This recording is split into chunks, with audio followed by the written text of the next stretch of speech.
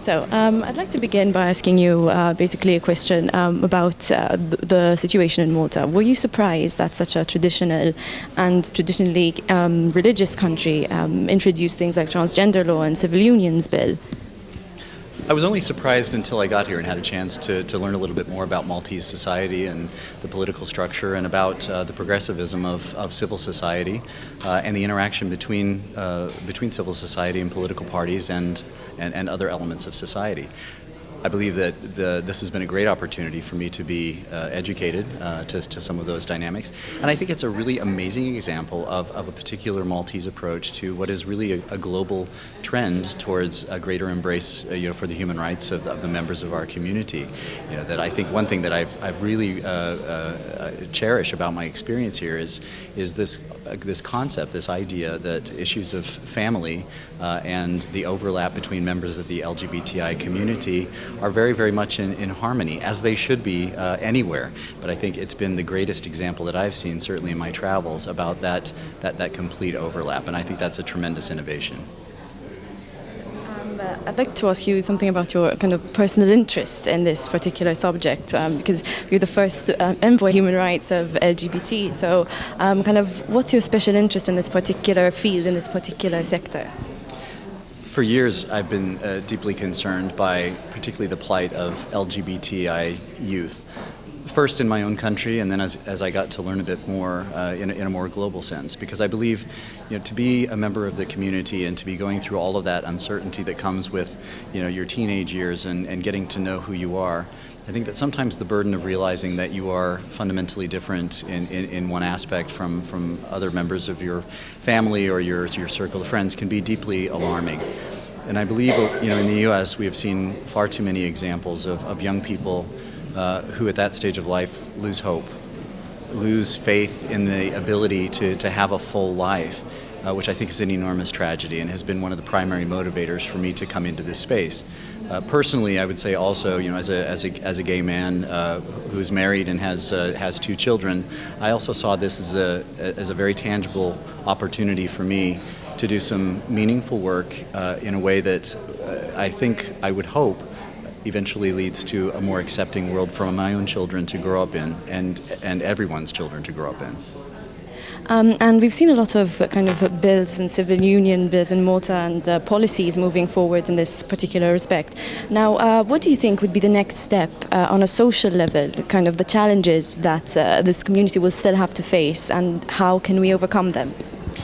In any society, I think the harder piece, the longer-term investment, is going to be seeking that longer-term social and cultural change that we seek. And I think that really only comes about through a fairly sustained process of emphasizing the human nature of all of this. I think that leadership from government, leadership from civil society, leadership from cultural figures, leadership from media, frankly, can play a substantial role there.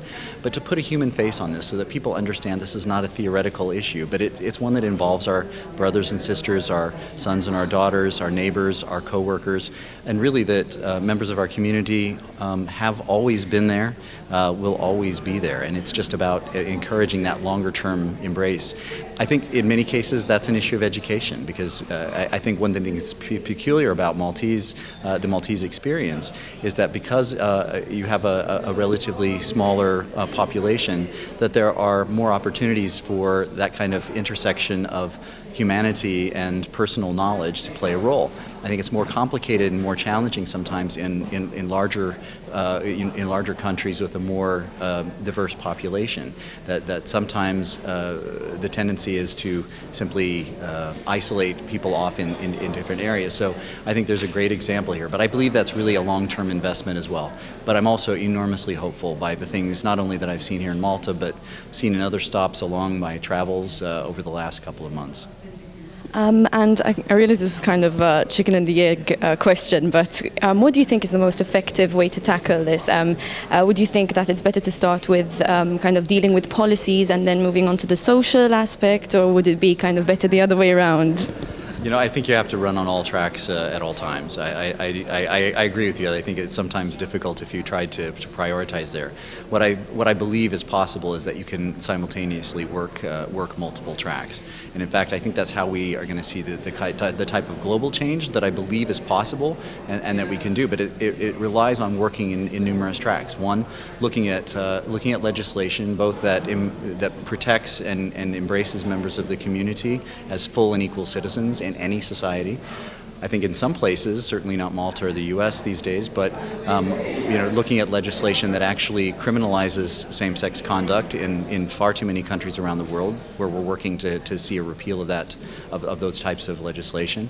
But I think also in terms of engagement with communities of faith, which is an incredibly important dialogue that needs to take place. Having that conversation with businesses, where I believe many companies have really excellent LGBT inclusive policies in the workplace, but to how to encourage that dialogue to be taking place in a million different places every single day in every single country around the world. I believe that's how you really will realize that long-term sustainable change. And you've already spoken about my next question, but I'm going to ask you to kind of elaborate.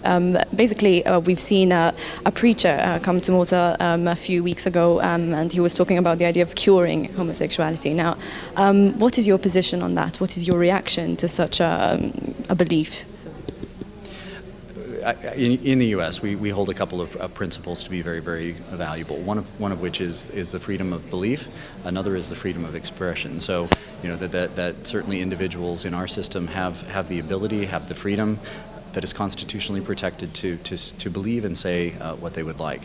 No matter how much I disagree with them, no matter how much I believe that this perspective is harmful to members of the community, particularly members of the youth community, no matter how much I believe that it's not reflective in any way of the overwhelming majority of Americans' opinion, and I would include American communities of faith.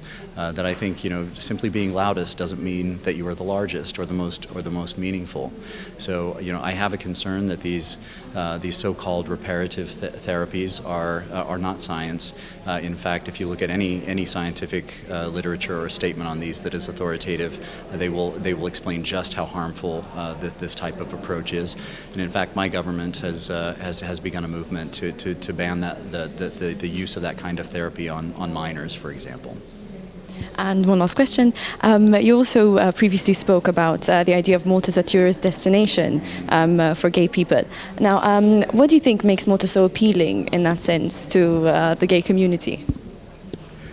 Well, I would say it's appealing for exactly the same reasons that it's appealing to any other tourist.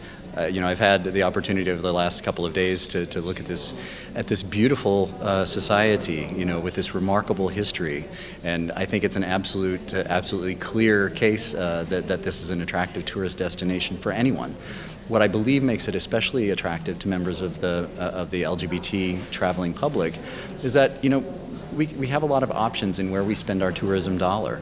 And the statistics that we are aware of from market research in the U.S. is that LGBT Americans, for example, carry passports in more than twice the proportion than non-LGBT counterparts. They spend more, they stay longer. But they want to go someplace where they are not tolerated, where people will put up with them. They want to go someplace where they're embraced and where they are valued. And I, for one, can tell you, as I'm a family man with a husband and two children, we'll be back in Malta because I believe this is a place that really follows through on those values.